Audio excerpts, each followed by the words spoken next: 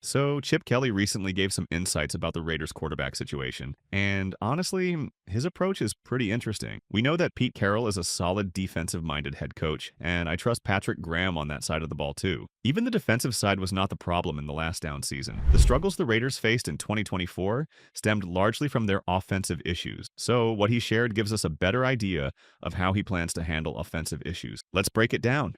What's up, buddies? Welcome back. If you are new here, make sure you hit the subscribe button. We cover all AFC West news here on this channel. First off, Chip Kelly made it clear that the quarterback position is going to depend heavily on the team's personnel. He's not coming in with a set system that he expects every quarterback to fit into. Instead, he's planning to design the offense around the strengths of whoever is under center. That's a big deal. Not every coach is flexible like that. Some coaches have their system, and if the quarterback doesn't fit well, that's just a matter of hard luck. But Kelly's saying, no, I'll adjust to the players I have. This approach isn't new for Kelly. He's done this before. When he was in the NFL previously, he worked with guys like Nick Foles and Michael Vick.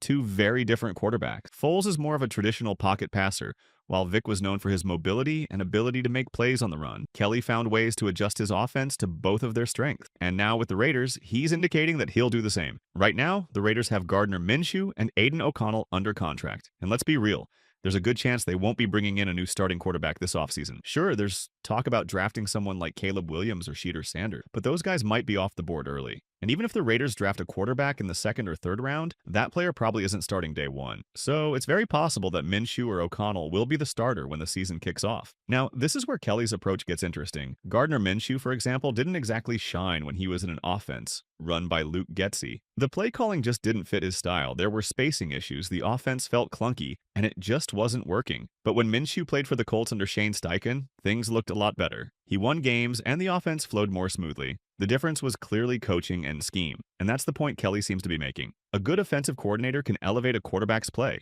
It's not always about finding the perfect quarterback. Sometimes it's about designing an offense that brings out the best in the players you have. So if Kelly can tailor his offense to fit Minshew or O'Connell's strengths, we could see a much improved Raiders offense next season. Now, if you look at Aiden O'Connell's tape, you can see he's got a solid arm, good accuracy, and knows where to place the football. Sure, he's got limitations, but with the right system, those can be minimized. Kelly's offense could potentially turn O'Connell into a very effective quarterback. We're not saying he'll be a top 10 quarterback overnight, but there's potential there. And to give you another example of how coaching impacts quarterback performance, look at Jared Goff. Goff has played under 4 offensive coordinators in his career. The two that stand out are Sean McVay and Ben Johnson. Under those guys, Goff has been to the playoffs, played in a Super Bowl, and looked like a top-tier quarterback. But under the other two coordinators, he's 0-12. That's a stark contrast and shows just how much a good play caller matters. Jimmy Garoppolo is another case. Under Kyle Shanahan in San Francisco, he looked solid. But when he moved to the Raiders and played under Josh McDaniels,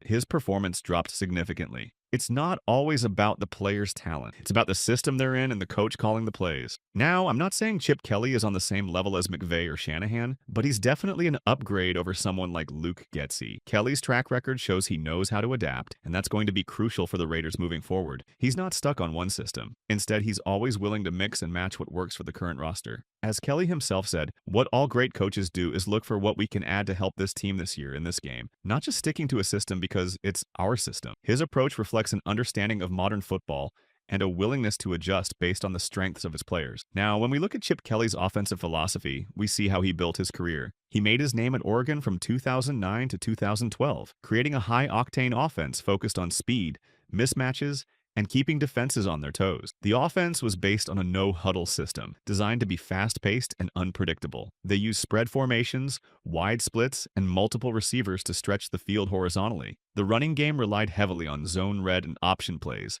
especially with mobile quarterbacks like Darren Thomas and Marcus Mariota. Kelly's teams were often among the national leaders in rushing, averaging over 300 yards per game. When he transitioned to the NFL, Kelly brought these ideas to the Eagles, where they initially found success. But as NFL defenses adapted, the offense became less effective. A big part of the challenge was that he didn't have the same personnel mismatches he enjoyed at Oregon, where speed was a major advantage. After a rough stint with the 49ers, Kelly returned to college football, where he took over UCLA from 2018 to 2023. There, his offense evolved further, blending his trademark tempo with more pro-style elements, focusing on play action and tight end usage. While he still maintained his rushing attack as a cornerstone, he also began incorporating a more balanced offensive approach. This blend of speed and strategy was evident in Kelly's latest work, where he became known for mixing no-huddle plays with more traditional huddles. By 2021 and 2022, UCLA's offense was back on track, ranking among the top teams in both points per game and total offense. In 2022,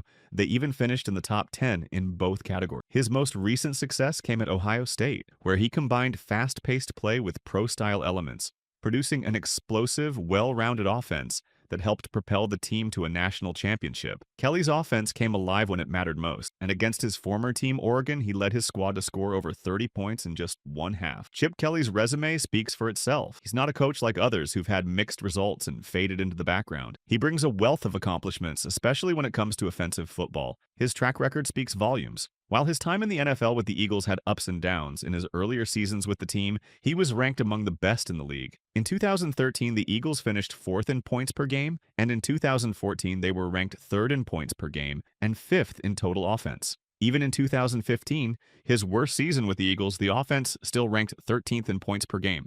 With Kelly now heading up the Raiders' offense, what can we expect? First and foremost, he'll bring his trademark speed and tempo. However, Kelly knows when to push the gas and when to slow things down. Whether it's in 2-minute drills or late-game situations, he'll be ready to adjust accordingly. Expect a balanced offensive approach, blending the pass and the run, tailored to the strengths of the Raiders' players. His offenses have always featured a strong zone-based run game, and this will likely remain a focal point for the Raiders as well. The running game will be solid, and the offensive line, which has been struggling in recent years, will need to be revamped through the draft and free agency to fit his system. Expect tight ends to play a bigger role, with players like Brock Bowers and Michael Mayer getting more attention. Kelly has always been good at using pre-snap motion, misdirection, and varying personnel groupings to keep defenses off balance. And the key thing with Kelly is his innovation. He's always been someone willing to adapt and evolve based on his players' strengths, and that's something we'll see with the Raiders as well. Unlike coaches who get stuck in a system, Kelly is open-minded and constantly looking to adjust his offense to match the talent on hand. Kelly also mentioned in the recent presser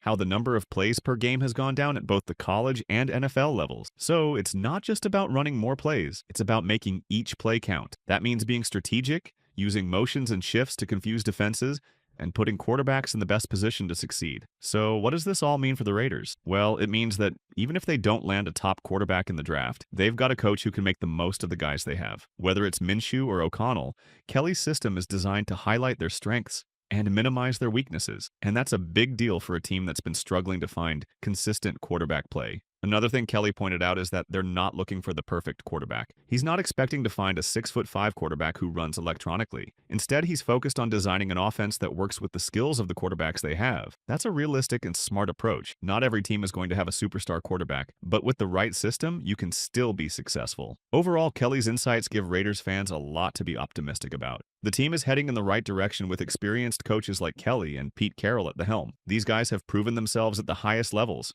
and their leadership is going to make a big difference. Of course, it's one thing to talk about it and another to see it on the field, but based on what we've heard from Kelly so far, there's a lot to be excited about. The Raiders are making smart moves, and if Kelly can get the most out of Minshew or O'Connell, we could see a much improved offense next season. So keep an eye on how things develop as we head into the new season. The quarterback position might not be set in stone yet, but with Chip Kelly calling the shots, there's a good chance the Raiders offense will be in good hands. So what do you think of Chip Kelly's hiring? What do you expect from his offense, and are you excited about this new direction for the team? Let me know your thoughts in the comment section below. If you're new to the channel and enjoy Raiders-related content, don't forget to like, comment, and subscribe.